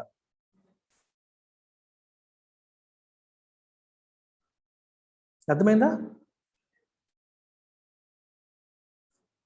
అది కదా, అర్థమైందా? ఇది కదా, ఈ రకంగా మనకి చెప్తున్నారు. అలాగే ఇండియాలో కూడా మీరు చూడండి, ఎనానిమిటీ, ఒపేక్నెస్ అనే కాన్సెప్ట్స్ ఆల్రెడీ వాటర్ డౌన్ అయిపోయాయి. రైట్ టు ఇన్ఫర్మేషన్ యాక్ట్ తీసుకొచ్చారు 2005లో. ఇంకా సీక్రసీ, ఎనానిమిటీ అనే మాటలు ఎంతవరకు మాట్లాడతారు? ఒపేక్నెస్ ఉండకూడదు, ట్రాన్స్పరెన్సీ ఉండాలని చెప్పి యాక్ట్ తీసుకొచ్చారు. సో కాబట్టి ఒపేక్నెస్, మన ఇన్యాక్సెసిబిలిటీ లేకపోతే ఎనానిమిటీ అనే వాల్యూస్ ఇంపార్టెంట్ కాదు, ట్రాన్స్పరెన్సీ ఇంపార్టెంట్, యాక్సెసిబిలిటీ ఇంపార్టెంట్ అనేది ఇప్పుడు మనం ప్రెజెంట్ జమానాలో నడుస్తున్న కథ. కానీ ఇండియాలో మాత్రం అలాంటి సిస్టమ్ నడవట్లేదు. చూడండి, haven't reflected on this aspect of digital బ్యూరోక్రసీకి. ఇప్పుడు ఏం చెప్పాను మీకు? సోషల్ మీడియాను ఉపయోగించి పొలిటికల్ గా న్యూట్రల్ గా ఉంటూ ప్రజలకి రిలవెంట్ ఇన్ఫర్మేషన్ ని సప్లై చేయవచ్చు. That's what UK civil servants did. యూకేలో సివిల్ సర్వెంట్స్ ఏం చెప్పారు? ప్రజలకి రిలవెంట్ ఇన్ఫర్మేషన్ సప్లై చేస్తున్నారు. ప్రజలకు చాలా విషయాలు తెలియదు, ఏ విషయాన్ని చదవాలో తెలియదు, ఏ విషయాన్ని చదవకూడదో తెలియదు. ఆ ఇన్ఫర్మేషన్ అంతా సివిల్ సర్వెంట్స్ వాళ్ళకి ఇచ్చారు. కానీ ఇండియాలో అది జరగట్లా, సెల్ఫ్ అగ్రాండైజేషన్ జరుగుతుంది. ఇండియాలో ఏం జరుగుతుందో మీరు ఒకసారి ఇక్కడ చూసేయండి. ఏం జరుగుతుంది ఇక్కడ? Has taken the different direction. Social media is getting used by civil servants for self promotion, show off కోసం. పలానా ఐఏఎస్ పలానా చేశారు, పలానా, అంటే వాళ్ళు ప్రజల్లో హీరోలాగా కనిపించడం కోసం సోషల్ మీడియాను ఉపయోగిస్తున్నారు. అందుకే వాళ్ళు సెలెక్టివ్ పోస్టులు, వారికి నచ్చినట్టుగా కొన్ని పోస్టులు మాత్రమే చేసి వాళ్ళని ప్రమోట్ చేసుకునేలాగా, వాళ్ళకి ఫ్యాన్ బేస్ మెయింటైన్ చేసుకునేలాగా వాళ్ళు చేసుకుంటున్నారు. మేము సూపర్ గా చేసామని చెప్పుకోవడానికి, నెరేటివ్ క్రియేట్ చేయడానికి వాళ్ళు ఉపయోగిస్తున్నారు. They are using this to create a narrative of their performance. మేము సూపర్ గా పర్ఫార్మ్ చేసామని ప్రజల్లో షో ఆఫ్ చేయడానికి మన సివిల్ సర్వెంట్స్ ఉపయోగిస్తున్నారు. బయటికి మేము అకౌంటబుల్ గా ఉంటున్నాము, యాక్సెసిబుల్ గా ఉంటున్నాం అనే పదాలను ఉపయోగించి జస్టిఫై చేసుకుంటున్నారు. Are you getting this? చూడండి, మేము ప్రజలకు అకౌంటబుల్ గా ఉన్నాం, ప్రజలకు మేము జవాబుదారీగా ఉన్నాం, యాక్సెసిబుల్ గా ఉన్నాం అని చెప్తూ పర్సనల్ అగ్రాండైజేషన్ కోసం సోషల్ మీడియాని ఉపయోగిస్తున్నారు. ఒక రాంగ్ నోషన్ అనేది ప్రజల్లో వెళ్ళిపోతుంది. Social media is the way to access civil servants అనే మార్గం, ఒక రాంగ్ నోషన్ వెళ్ళిపోతుంది. ఇది కరెక్టా తప్పు ఆలోచించండి, కేర్ఫుల్గా అబ్జర్వ్ చేయండి. ఇప్పుడు ఒక సివిల్ సర్వెంట్ ఉన్నారు, ఈయన మనం అప్రోచ్ అవ్వాలంటే ఆఫీస్కి వెళ్తే దొరకడం, కానీ ట్విట్టర్లో ఏదైనా మెసేజ్ పెట్టాం అనుకోండి, వెంటనే రెస్పాండ్ అవుతున్నాడు. దీనివల్ల ఏమవుతుంది, మనకు ఒక రాంగ్ నోషన్ స్ప్రెడ్ అవుతుంది. ఏంటని, సివిల్ సర్వెంట్స్ని మనం అప్రోచ్ అవ్వాలంటే సోషల్ మీడియా ఒకటే మార్గము, సోషల్ మీడియా ద్వారానే వాళ్ళు మనం అకౌంటబుల్ చేయొచ్చు అనే రాంగ్ నోషన్ అనేది వెళ్ళిపోతుంది. ఎస్, సోషల్ మీడియా వల్ల అకౌంటబిలిటీ పెరిగింది, యాక్సెసిబిలిటీ కూడా పెరిగింది. కానీ ఒకటి గుర్తుపెట్టుకోవాల్సిన విషయం ఏంటి, సోషల్ మీడియాలో ఆన్సర్ చేసినప్పుడు వాళ్ళకి ఏ ఇన్ఫర్మేషన్ నచ్చితే ఆ ఇన్ఫర్మేషన్ సెలెక్టివ్గా రెస్పాండ్ అవుతారు. ఇప్పుడు నలుగురు రిక్వెస్ట్లు పెట్టారు నీకు, ఏ ఇన్ఫర్మేషన్కి రెస్పాండ్ అయితే తన ఇమేజ్ బిల్డ్ అవుతుందో వాళ్ళకి రెస్పాండ్ అవుతాడు, మిగిలిన ముగ్గురిని ఆయన వదిలేస్తాడు. అదే ఆఫీస్కి వెళ్ళారనుకోండి, అందరికీ రెస్పాండ్ అవ్వాల్సిందే. అర్థమవుతుందా? సివిల్ సర్వెంట్స్కి ఒక అడ్వాంటేజ్ వచ్చేస్తుంది, they can share the information which they want and respond to those they want. ఎవరికి నచ్చితే వాళ్ళు రెస్పాండ్ అవుతారు, ఏ ఇన్ఫర్మేషన్ షేర్ చేయాలంటే వాళ్ళకి అవుతారు. ఫార్మల్ సెటప్లో అకౌంటబిలిటీ అనేది యూనిఫార్మిటీ ఆఫ్ ట్రీట్మెంట్ మీద ఆధారపడుతుంది. నువ్వు ఫార్మల్ సెటప్ అంటే ఆఫీస్కి వెళ్ళారనుకో, ఒక 10 మంది వచ్చారు నేను కలవడానికి, నిన్ను కలుస్తా నిన్ను కలవను అనడానికి లేదు, అందరితోనే మాట్లాడాలి. నీకు అనుకూలంగా ఉన్న అంశాల్లోనూ మాట్లాడతాం, అనుకూలంగా లేని అంశాల్లోనూ సివిల్ సర్వెంట్ మాట్లాడతారు. కానీ ఇక్కడ ఏమవుతుంది, నచ్చిన వాళ్ళకి రెస్పాండ్ అవుతావు, అది మాత్రమే షో ఆఫ్ చేసి హీరో అనిపించుకుంటావు, కానీ చాలా మందికి రెస్పాండ్ అవ్వవు, సైలెంట్గా తప్పించుకుంటాం. ఇది కరెక్టా? యూనిఫార్మిటీ ఉందా ఇక్కడ? లేదు, అందరికీ రెస్పాండ్ అవ్వట్లేదు. This is a problem. అందుకని అకౌంటబిలిటీ ఇంప్రూవ్ అయ్యింది అని అంటున్నాం ఒక పక్క, కానీ సెలెక్టివ్ అకౌంటబిలిటీ, కొంతమందికే మీరు జవాబుదారీగా ఉన్నారు, అందరికీ లేరు. అందుకే అంటున్నారు social media accountability is no alternative to institutional citizen centric accountability. Social media accountability అనేది ఆల్టర్నేటివ్ కాదు. మీరు అకౌంటబుల్గా ఉండాలంటే ఎక్కడ ఉండాలి? ఇన్స్టిట్యూషనల్గా, సిటిజన్ సెంట్రిక్గా, ఆఫీసుల్లో అకౌంటబుల్గా ఉండాలి, జవాబుదారీగా ఉండాలి. సోషల్ మీడియా దానికి ఆల్టర్నేటివ్ కాదు. ఇంకా చెప్పాలంటే it is partly unethical to use social media during office hours. Office అవర్స్లో మీరు ట్విట్టర్ని వాడడం ఎంతవరకు కరెక్ట్? ఎందుకంటే చాలా మంది లాంగ్ డిస్టెన్సెస్ ట్రావెల్ చేసి మన కోసం బయట వెయిట్ చేస్తూ ఉంటారు. వాళ్ళని వెయిట్ చేయిస్తూ నువ్వు ట్విట్టర్లో రెస్పాండ్ అవుతున్నావు అంటే ఎంతవరకు ఎథికల్ అనే క్వశ్చన్ కూడా వస్తుంది. అందుకనే బ్యూరోక్రాట్స్ సోషల్ మీడియాని పబ్లిక్ పాలసీస్ని ఇంప్రూవ్ చేయడానికి ఉపయోగించాలి. అప్రోప్రియేట్గా ఉపయోగించకపోతే వాళ్ళ యొక్క రోల్ అనేది దెబ్బతిన్నట్టే లెక్క. I hope you have understood. These are not easy. ఇవి మెయిన్స్లో ఉపయోగపడే ఆర్టికల్స్, ప్రిలిమ్స్ కాదు, స్ట్రైట్ ఫార్వర్డ్గా ఉండవు. చాలా చాలా కేర్ఫుల్గా మీరు అర్థం చేసుకోవాలి. ఒక చిన్న సమ్మరీ మీ అందరి కోసం మరొకసారి సమ్మరీ చేస్తున్నాను. సోషల్ మీడియాని సివిల్ సర్వెంట్స్ ఎలా ఉపయోగించాలి అనేది ఇక్కడ కాంటెక్స్ట్. ఇండియాలో ఎలా ఉపయోగిస్తున్నారు? సెల్ఫ్ ప్రమోషన్, సెల్ఫ్ అగ్రాండైజేషన్, వాళ్ళ యొక్క నెరేటివ్, వాళ్ళ యొక్క సక్సెస్ని షో ఆఫ్ చేసుకోవడానికి ఉపయోగిస్తున్నారు. ఏ పేరుతో ఉపయోగిస్తున్నారు? మేము అకౌంటబుల్గా ఉంటున్నాము, మేము యాక్సెసిబుల్గా ఉంటున్నాం అని చెప్పి దాన్ని జస్టిఫై చేస్తున్నాం. అర్థమవుతుందా? ప్రజలకు మేము యాక్సెసిబుల్గా ఉన్నాం, రెస్పాండ్ అవుతున్నాం అని చెప్పి. ఆధార్ ఏం చెప్తున్నారంటే 2 విషయాలు మాట్లాడుతున్నారు ఆధార్. ఒకటి, సోషల్ మీడియాలో అకౌంటబుల్గా ఉండడం అనేది ఎంతవరకు కరెక్ట్. ఎందుకంటే అక్కడ యూనిఫార్మిటీ ఆఫ్ ట్రీట్మెంట్ అనేది ఉండదు. మీకు నచ్చినోడికి రెస్పాండ్ అవుతావు, లేకపోతే అవ్వవు అనే అంశాన్ని లేవనెత్తారు. ఆఫీసుల్లో అయితే అందరికీ ఈక్వల్ ట్రీట్మెంట్ ఉంటుందనే అంశాన్ని లేవనెత్తారు. రెండవది, సోషల్ మీడియా అంటే ఒక సమస్యని పరిష్కరించే వేదికగానే ఎందుకు చూస్తారు? Why don't you look at social media to improve public policy? Public policy అంటే ప్రజల కోసం ప్రభుత్వాలు తీసుకొచ్చే విధానాలు. ప్రభుత్వాలు ఈ విధానాలు తీసుకొచ్చేటప్పుడు దేనికోసం తీసుకొస్తారు? ప్రజల కోసం తీసుకొస్తారు, పబ్లిక్ కోసం తీసుకొస్తారు. పబ్లిక్ యొక్క ఒపీనియన్ అనేది ఎవరికి బాగా తెలుస్తుంది? జనరల్గా పొలిటీషియన్స్కి. ఎందుకు పొలిటీషియన్స్ తెలుస్తుంది? వాళ్ళు ప్రజల్లో తిరుగుతారు కాబట్టి. బ్యూరోక్రాట్స్ ప్రజల్లో తిరగరు, పొలిటీషియన్స్ ప్రజల్లో తిరుగుతారు ఓట్ల కోసం, వాటి కోసం. మాకే పబ్లిక్ పల్స్ తెలుసు అని చెప్పి పొలిటీషియన్స్ చెప్తారు, అందుకని బ్యూరోక్రాట్స్ వాళ్ళు చెప్పింది ఫాలో అయిపోతారు. ఇప్పుడు ఈయన ఏమంటున్నాడంటే సోషల్ మీడియాని మీరు ఉపయోగించి పబ్లిక్తో ఎంగేజ్ అవ్వండి, ఎంగేజ్ అయ్యి వాళ్ళ యొక్క ఒపీనియన్ని తెలుసుకోండి. ఒకవేళ ప్రజలకి తప్పుడు ఇన్ఫర్మేషన్ వల్ల సఫర్ అయితే, లైక్ ఫేక్ న్యూస్ లాంటి వాటితో సఫర్ అవుతూ ఉంటే, supply them with right kind of information. వాళ్ళకి సరైన ఇన్ఫర్మేషన్ మీరు సప్లై చేయండి, తప్పుడు ఇన్ఫర్మేషన్ దూరం చేయండి. షేప్ ది పబ్లిక్ పాలసీ, వాళ్ళ యొక్క ఒపీనియన్ మీరు షేప్ చేయండి అని చెప్పి ఆధార్ అంటున్నారు.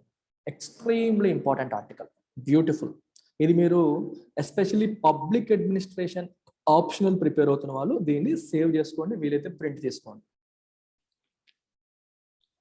And the final article of the day, in pursuit of happiness. Pursuit అంటే అన్వేషణ, హ్యాపీనెస్ కోసం చేసే అన్వేషణ. అసలు హ్యాపీనెస్ గురించి ఎవరమ్మా పట్టించుకుంటున్నారు? ప్రతి దేశం, ప్రతి మనిషి, ప్రతి ఊరు, ప్రతి సంస్థ దేనికోసం పరిగెడుతుంది? Money, money, money. ఒక ఇండివిజువల్ వ్యక్తితో మొదలు పెడితే ప్రపంచ దేశాల వరకు అందరూ డబ్బు కోసం. దేశాలు డబ్బు కోసం ఎలా సార్ పరిగెడుతుందని ఎలా అంటారు సార్ మీరు అనొచ్చు. ప్రపంచ దేశాల్లో ఏది పవర్ఫుల్ కంట్రీ అంటే ఏం చెప్తాం మనం? జీడిపిని చూస్తున్నాం. మరి జీడిపి అంటే అర్థం ఏంటి? నేషనల్ ఇన్కమ్ అంటే ఆదాయమే కదా. అంటే ఒక దేశం ఆదాయం ఎక్కువ ఉంటే అది గొప్ప దేశమా? ఆదాయం తక్కువ ఉంటే అది మంచి దేశం కాదా? ఎలా అర్థం చేసుకోవాలా? అంటే ఒక ఊర్లో డబ్బున్నవాడే గొప్పోడు, డబ్బు లేనివాడు గొప్పోడు కాదా? అంటే ఒక గొప్పతనం లేకపోతే ఇవన్నీ దేని బట్టి, డబ్బు బట్టి మెజర్ చేస్తామా లేదా హ్యాపీనెస్ బట్టి మెజర్ చేస్తామా? ఎవరు హ్యాపీగా ఉన్నారు? Ultimate goal of a human is what? Socrates చెప్పారు ఒక మాట, ఒక హ్యూమన్ యొక్క అల్టిమేట్ గోల్ ఏంటమ్మా? Happiness. Who is Socrates? Father of philosophy. ఫిలాసఫీకి ఆయన ఆద్యుడు. సోక్రటీస్తో మొదలుపెట్టి ఎంతో మంది చెప్పిన ఒకే ఒక మాట ఏంటంటే the end goal of any human is happiness. అలాంటప్పుడు మరి ఎండ్ గోల్ ఆఫ్ గవర్నమెంట్ ఏమై ఉండాలి? హ్యాపీనెస్ అవ్వకూడదా? గవర్నమెంట్ గోల్ ఏమవుతుంది? జీడిపి అవుతుంది. అంటే ఇన్కమే కదా. Even governments are going after income, not happiness. అర్థమవుతుందా? అందుకే గవర్నమెంట్ యొక్క పాలసీస్లోను విధానాల్లో కూడా హ్యాపీనెస్కి ఇంపార్టెన్స్ లేకుండా పోయింది. ఓన్లీ జీడిపి ఎలా ఇంప్రూవ్ చేయాలి, ఎకానమీని ఎలా గ్రో చేయాలి అనే ఆస్పెక్ట్ పైన మాత్రమే ఫోకస్ చేస్తున్నారు. అయితే ఈ హ్యాపీనెస్ అనేది తీసుకురావడానికి ఒక ఇంపార్టెంట్ ఆస్పెక్ట్ ఏంటి అంటే లా అండ్ ఇన్స్టిట్యూషన్స్ ఆపరేట్ అయ్యే విధానం. Criminal system, crime and law. Crime and law అనేవి important aspects which influence happiness అని చెప్పి జిఎస్ బాజ్పాయ్, ది ఆథర్, ఈయనెవరు? Vice chancellor Rajiv Gandhi national university of law, ఆయన చెప్తున్నారు. చాలా ఇంపార్టెంట్ అండ్ బ్యూటిఫుల్ ఆర్టికల్ అనేది ఒకసారి చూడండి. దీంట్లో చాలా కంటెంట్, యూస్ఫుల్ కంటెంట్, ఇది కూడా మీరు పక్కన పెట్టుకోండి.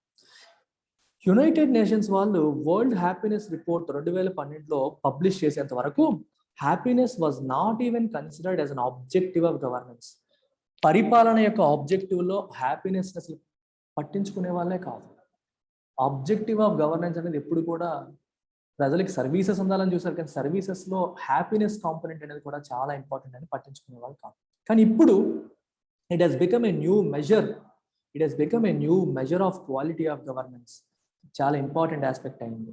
గవర్నెన్స్కి హ్యాపీనెస్కి మధ్యలో ఉన్న కనెక్షన్ అనేది ప్రపంచ దేశాలన్నీ కూడా అటెన్షన్ పే చేస్తాయి ఆ కనెక్షన్ మీద, రైట్? అందుకే ఇక్కడ చెప్తున్నారు, countries with higher GDP and higher per capital income or not necessary the happiest. అంటే డబ్బున్న ప్రతివాడు హ్యాపీగా ఉంటాడని ఎలా చెప్పలేమో, జీడిపి ఎక్కువ ఉన్న ప్రతి కంట్రీ, పెర్ క్యాపిటల్ ఇన్కమ్ ఎక్కువ ఉన్న ప్రతి కంపెనీ, పెర్ క్యాపిటల్ అంటే అర్థం ఏంటి? జీడిపి బై పాపులేషన్, తలసరి ఆదాయం ఉన్న ప్రతి కంట్రీ కూడా హ్యాపీగా ఉందని కూడా అలాగే చెప్పలేము. అంటే హ్యాపీనెస్ని డిటర్మైన్ చేసే ఫ్యాక్టర్స్ మనీ ఒక్కటే కాదు, ఇన్కమ్ ఒక్కటే కాదు అని చెప్పి చెప్తున్నాను. ఇండియా యొక్క పర్ఫార్మెన్స్ని మీరు చూస్తే ఇండియా వరల్డ్ వైడ్ జీడిపిలో 5వ స్థానంలోనో 6వ స్థానంలోనో ఉంటుంది. కానీ వరల్డ్ హ్యాపీనెస్ రిపోర్ట్ 2021లో వచ్చిన దాంట్లో ఇండియా 149 దేశాల్లో 139వ స్థానంలో ఉంది. మరి హ్యాపీనెస్ని ఎలా మెజర్ చేశారు? 2021కి వచ్చినప్పుడు లాస్ట్ ఇయర్ని దృష్టిలో పెట్టుకొని చేస్తారు కదా. సో COVID-19 యొక్క ఇంపాక్ట్ ఏంటి, దాని విషయంలో గవర్నెన్స్ సిస్టమ్ ఎలా పనిచేసింది, ఈ అంశాలన్నీ కూడా పారామీటర్స్ అయిపోయాయి. COVID-19 వల్ల సోషల్ డిస్టెన్సింగ్ తీసుకొచ్చింది, దానివల్ల హ్యాపీనెస్ అనేది దెబ్బతినింది. అలాగే ప్రభుత్వాలు కూడా సరిగ్గా రెస్పాండ్ అవ్వలేదు అని కూడా వచ్చాయి. సో ఈ ఆస్పెక్ట్స్ వల్ల రిపోర్ట్లో మనం బాగా వెనకబడిపోయాం. ఓకే, ఇండియాలో మీరు చూస్తే happiness has never been an explicit goal of public policy in India. ఎప్పుడు కూడా దాన్ని గోల్ కింద మనం కన్సిడర్ చేయలేదు ఎక్స్ప్లిసిట్ గా. The trust and confidence enjoyed by public institution are of quite pertinent in the happiness score sheet. చాలా important చూడండి. ఒక దేశంలో ఉన్న ప్రజలు హ్యాపీగా ఉండాలి అంటే ఒక ఇంపార్టెంట్ ఆస్పెక్ట్ ఏంటి? ప్రభుత్వం పట్ల, ప్రభుత్వం మీద వాళ్ళకి ఏముండాలి? ట్రస్ట్. ఈ ప్రభుత్వం మనల్ని బాగా చూసుకుంటుంది అనే ఒక ట్రస్ట్, నమ్మకం, కాన్ఫిడెన్స్ కూడా. ప్రభుత్వం మనల్ని బాగా చూసుకుంటుందనే కాన్ఫిడెన్స్ ఉంటే, ట్రస్ట్ ఉంటే ప్రజలు హ్యాపీగా ఉంటారు.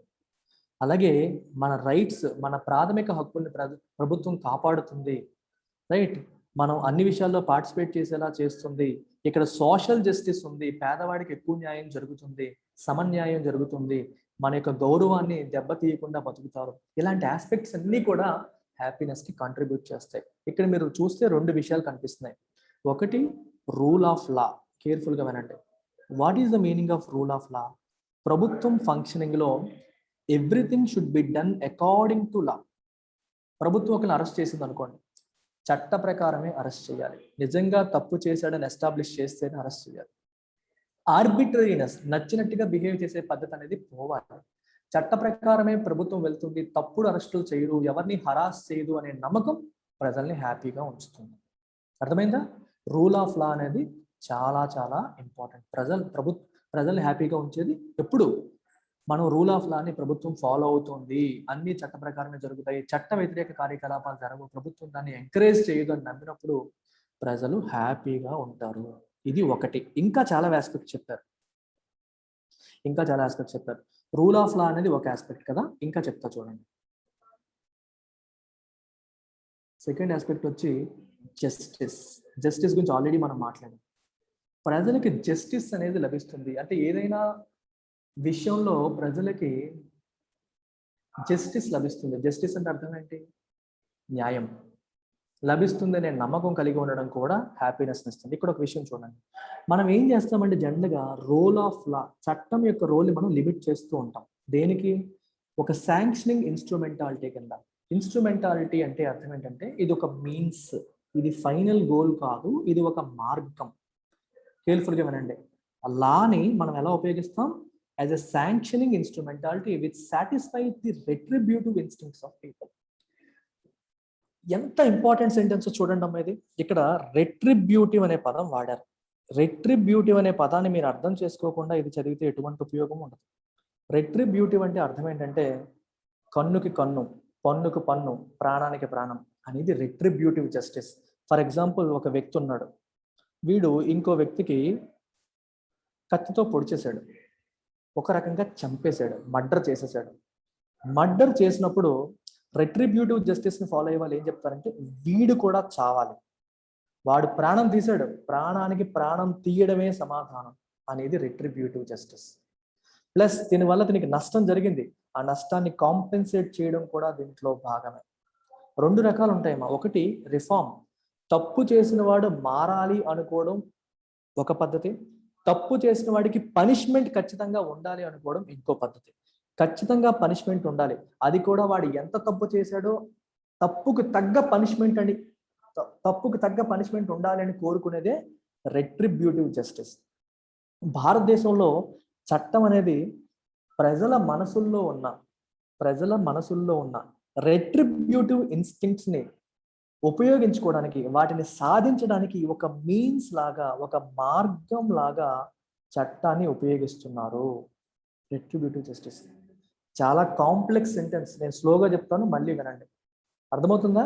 ఇన్స్ట్రుమెంటాలిటీ అంటే అర్థం మీన్స్ అని, మార్గం. సంథింగ్ ఈజ్ ఇన్స్ట్రుమెంటల్ అంటే it is a means, it is a way, it is not the final goal. Final goal ఏంటి? రెట్రిబ్యూటివ్ జస్టిస్ అంటే నాకు ఒకటి అన్యాయం చేశాడు, నాకు అన్యాయం చేసిన వాడి మీద నేను ప్రతీకారం తీర్చుకోవడానికి నేను చట్టాన్ని ఉపయోగించుకుంటాను, హ్యాపీనెస్ కోసం కాదు. Are you getting this point? నన్ను ఏమో ఒకడు మోసం చేశాడు, నాకు మోసం చేశాడు, బయట తిరిగేస్తున్నాడు, వాడు మోసం చేసినందుకు వాడికి శిక్ష పడాలి, వాడు జైల్లో కూర్చోవాలనే కోరిక, ఇన్స్టింక్ట్ అలా వస్తుంది. ఈ ఇన్స్టింక్ట్ నేను సాధించడం కోసం నేను ఏం చేస్తానమ్మా? I will go for law, అంటే చట్టం దగ్గరికి వెళ్తాను, కంప్లైంట్ ఇస్తాను, కేసు పెడతాను, పెట్టి వాడిని జైల్లో తొలగిస్తాను, తద్వారా నేను ఆనందాన్ని పొందుతున్నాను. ఈ రెట్రిబ్యూటివ్ జస్టిస్ అనేది నా అల్టిమేట్ గోల్. ఆ గోల్ రీచ్ అవ్వడానికి నేను చట్టాన్ని ఉపయోగించుకుంటున్నాను. మీకు డౌట్ రావచ్చు, అంటే తప్పే ఉంది సార్. తప్పేమీ లేదు, కేర్ఫుల్గా వినండి. ఇందులో హ్యాపీనెస్ అనే కాంపోనెంట్ లేదు. కేర్ఫుల్గా వినండి, మీరు వింటూ ఉంటే మీకు అర్థమైపోతుంది కథ ఏంటనే. అయితే హౌవెవర్, కానీ చట్టం దానికోసమైనా కాదు.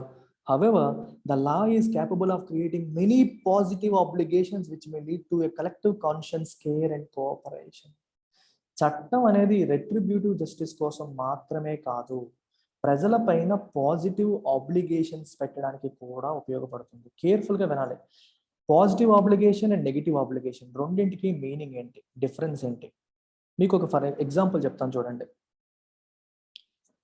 మీకు ఫండమెంటల్ రైట్స్ విన్నారు పాలిటీలో, డిపిఎస్పీస్ కూడా విన్నారు. ఇక్కడ గవర్నమెంట్ ఉంది. ఫండమెంటల్ రైట్స్ గవర్నమెంట్ పైన నెగిటివ్ ఆబ్లిగేషన్స్ పెడతాయి.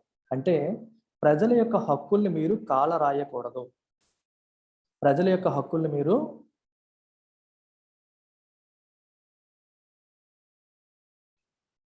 ఒక్క నిమిషం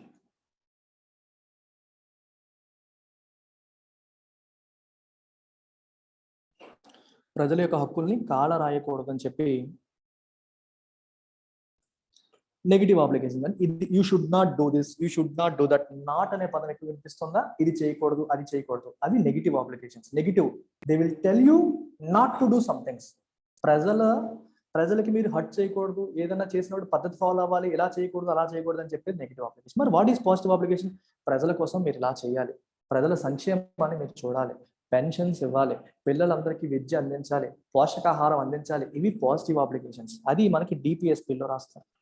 సో పాజిటివ్ ఆబ్లిగేషన్ అంటే ఎలా ఉండాలి అని చెప్పేది, నెగిటివ్ ఆబ్లిగేషన్ అంటే ఎలా ఉండకూడదు అని చెప్పేది. రెండు ఇంపార్టెంటే. ఇప్పుడు సివిల్ సర్వెంట్స్ ఉంటారు, సివిల్ సర్వెంట్స్ బ్రైబ్ తీసుకోకూడదు అని చెప్తాం, అది నెగిటివ్ ఆబ్లిగేషన్. ప్రజలతో కంపాషనేట్గా ఉండాలి, పాజిటివ్ ఆబ్లిగేషన్. రెండు ఇంపార్టెంటే. అర్థమైందా? ఇప్పుడు మీరు ఒక కంపెనీ తీసుకోండి, కంపెనీ ఇండస్ట్రీ ఏర్పాటు చేసేటప్పుడు ఎన్విరాన్మెంట్ని ఇంపాక్ట్ చేయకూడదు, నెగిటివ్ ఆబ్లిగేషన్. మీ ఎంప్లాయీస్ అందరినీ బాగా చూసుకోవాలి, పాజిటివ్ ఆబ్లిగేషన్. అలాగే చట్టం కూడా పాజిటివ్ ఆబ్లిగేషన్ని ప్రజల్లో క్రియేట్ చేయగలిగే కెపాసిటీ చట్టానికి ఉంది.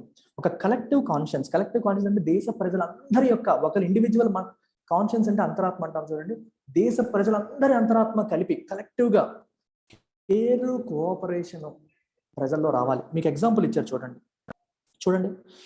To feel that your lost wallet would be returned if found by a police officer, by a neighbor or a stranger was considered to be a measure of happiness than income, unemployment and major health risks, the report states. ఈ sentence ఎంత బ్యూటిఫుల్గా ఉంది. దీన్ని ఏమంటారు? Distributive justice అంటారు. Distributive జస్టిస్కి retributive జస్టిస్కి difference కనిపించిన, retributive అనేది ప్రతీకార ఇచ్ఛతో కూడింది. డిస్ట్రిబ్యూటివ్ అనేది ప్రభుత్వం ఇచ్చే బెనిఫిట్స్ ప్రజలందరికీ అందాలి. అలాగే బాధ్యతలు, రెస్పాన్సిబిలిటీస్ ప్రజలందరూ తీసుకోవాలి. Everybody must take responsibility, everybody should get benefits. అందరికీ బెనిఫిట్స్ అందాలి, అందరూ బాధ్యతలు తీసుకోవాలి అనేది డిస్ట్రిబ్యూటివ్ జస్టిస్. ఇక్కడ ఏమంటున్నారంటే, నా పర్స్ ఈరోజు పోయినప్పుడు రెండు రకాలు ఉన్నాయి. రెట్రిబ్యూటివ్, డిస్ట్రిబ్యూటివ్ చూడండి, రెండు రకాలు ఉన్నాయి. మొదటి దాంట్లో నా పర్స్ పోయినప్పుడు నేను కేసు పెడతాను, పోలీస్ ఏమో వెతుక్కుంటాడు, పట్టుకుంటాడు, తీసుకొచ్చేస్తాడు. ఇది ఒక రకం. రెండోది ఏంటి? నేను ఎక్కడో కోల్పోయినప్పుడు ఒక స్ట్రేంజర్, ఒక పోలీస్ ఆఫీసర్ లేదా ఎవడో ఒక ఫ్రెండ్, నెయిబర్ దాన్ని చూసి, దాంట్లో అడ్రస్ చూసి ఖచ్చితంగా నాకు తీసుకొచ్చి ఇస్తాడు అని నేను నమ్మాను అనుకోండి, అది హ్యాపీనెస్. ఆ నమ్మకం ఎప్పుడు వస్తుంది?